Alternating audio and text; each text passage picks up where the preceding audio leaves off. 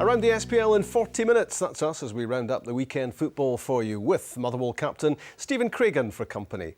Celtic have put the tight back in title race in the last month or so. They were at home to Hearts this weekend, looking to extend their SPL winning sequence to 6 in a row. Celtic take the lead. Brilliant exchange, it's Hooper and it's Stokes and it's 1-0. Gary Hooper and battle to Forrest. Terrific football from Celtic. There's Dylan McGeer, doesn't want to part with it.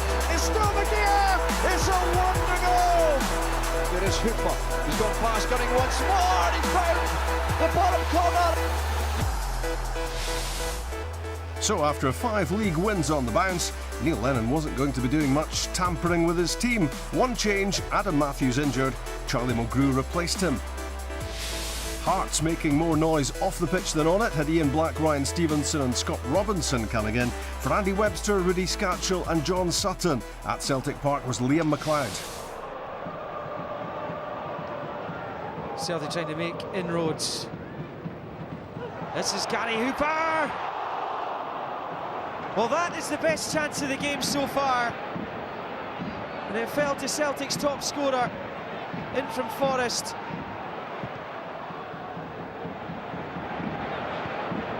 Bit of attacking now for Hearts. Meditao. Good footwork. Robinson. Always rising.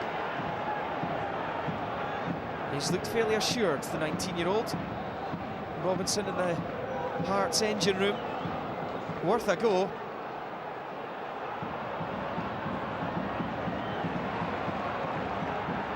Well, McGowan lost out, and now Hearts could be in trouble up the other end. This is Glenn Loovens.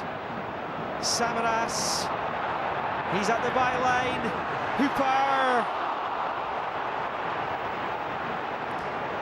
Well, the Celtic fans are frustrated with the way this game's going, and the first half's been similar to that of the one against Hibernian here. They drew 0-0 at the end of October at Parkhead.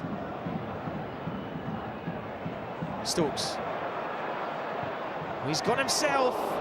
And he's stung the hands of Marianne Kello.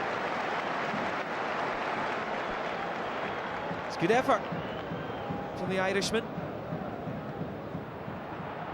Hearts looking for a first league win here since 2007. They have won in the League Cup a couple of times since then. This is Robinson. Well, Forster holds on to it. Well, that's a sigh of relief from the Celtic goalkeeper. And Mulgrew did well. Nervy times at Celtic Park. Scott Brown. Kyle was on the slide when he hit it. James Forrest wanted the pass here from the Israeli. Brown. Half-time substitute Scott Brown for Celtic, still awaiting his first start. He's coming back from injury. This is Forrest testing McGowan. Good ball in. Stokes! Woodwork. As close as they've come. He's not been a happy chappy, Neil Lennon, so far on the touchline. And another free kick which is easily dealt with by the Jambos defence. More height than distance that time from Stevenson. Brown. Victor Wanyama. Oh, that's unbelievable! From a standing start, Victor Wanyama scores his first Celtic goal. And what a time to do it as well. 19 minutes from time. This didn't look like it was coming. And he's playing at centre half just now, Wanyama.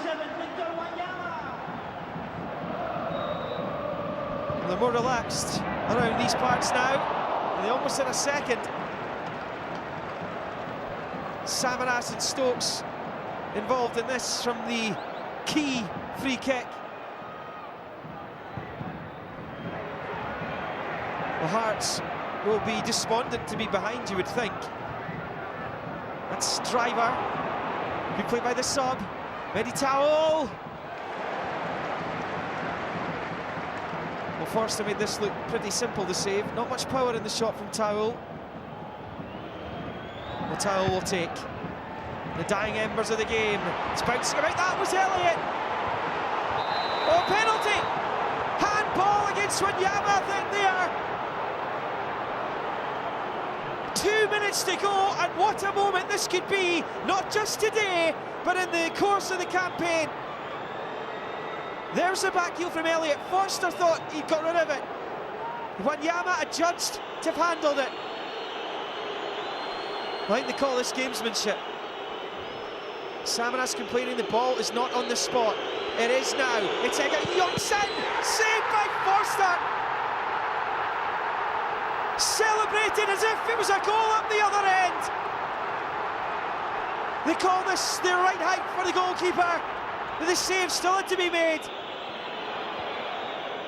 Headed away. Instead of trying to kill this off, but we're deep into injury time. In fact, Callum Murray blows for full time. Celtic have won this. Forster and Wanyama, the heroes. And then Brown and Hamill come together. Well, Hamill and Brown had an issue earlier in the second half. Fair to say Scott Brown's back. Yeah, I think Scott Brown's getting back to his old self by the looks of that, Stephen. Celtic having closed the gap. It was 15 at one point, it's now back to 4. Desperate that they don't drift further away from Rangers. 6 wins on the trot. You can see how much it means to them at the moment. Yeah, and it's games like yesterday, Rob, where that's going to keep them in the title race. Maybe they haven't performed as well as what Neil would have wanted. They maybe haven't probably replicated their form of previous weeks, but it's about winning games. Coming up to the Christmas period, into the new year, it's about staying in touch. They know they've got the big game the 28th of December. They've got Rangers at home. They'll fancy their chances. If they can stay within 4 points or get it closer, they'll fancy the chances of Parkhead. That's why yesterday was a big win for them. Victor Wanyama has been a top performer for them. It's amazing to think he's only 20, Kenyan international, and some goal for your first one. It is. I think he's more of a defensive player. He's played as a sitting midfield player. He's played as a central defender. But it's all hands to the pump when you're looking for a goal. And Neil said, listen, he doesn't even do that in training. So it's totally out of the blue. He's got it. But sometimes that's the difference of winning the league. Or, as I said, staying in the race. People stepping up to the mark. People who don't expect to perform and score goals, going and doing that and getting the valuable 3 points. Should it have been a penalty to Hearts? Was this handball? Well, I can see why it was given. When Wanyama goes up for the ball, the penalty could have been given for the foul, because it kind of catches him across the face with an elbow or with a loose arm. Has the referee give it for a handball? Has he give it for the loose arm? We're not too sure, but I can see why he's given it. Putting your hand up when someone's going to hit the ball, you're giving the referee the opportunity, Rob, of blowing and giving a penalty kick. And Callum Murray seen it fit to give a penalty. Are you okay with gamesmanship like this, Samaras and then Forster querying whether the ball was placed? The FIFA rules say the ball should be properly placed on the penalty mark. That's pretty vague, isn't it? It is. That's totally what it is. I think Liam mentioned it in commentary. I've mentioned it. It's about gamesmanship. It's trying to put the player off. Celtic Park's an intimidating place at the best of times, but when you're wanting to win titles, when you're wanting to keep yourself on, you need your big players to step up. And Fraser Forster has made a big save for Neil Lennon there. He's made a big save for Celtic, and as I say, got them 3 valuable points. Interesting to look at the Hearts team selection yesterday. John Sutton disappeared without trace, no Andy Webster. Andy Driver's been on the bench or not in the squad at all recently. Is the Hearts team at the moment being picked for financial reasons?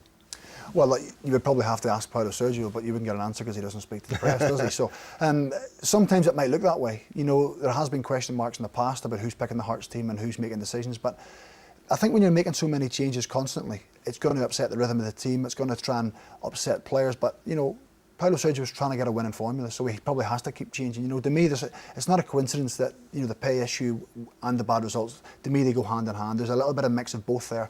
But sometimes you just need a couple of results together, back to back, just to push you on. Because Hearts have got good players. There's no doubt they've got top quality players, and I'm sure they'll be back to winning ways soon. Udinese beat Chievo today to go top of Serie A. Celtic play them on Thursday night. How will they do in Italy? They need to win to get through. Well, for me, they might as well go and have a goal. There's no point in going there and trying to be defensive and trying to get a 0-0 and maybe trying to nick one. Sometimes, you can be your own worst enemy when you do that way. So I would expect Neil to be, positive. I think from 4 or 5 weeks ago, the position they're in with regards to the league in Europe, it's all progressed. They're on a winning run. They've gathered momentum. So I think they'll be looking forward to it.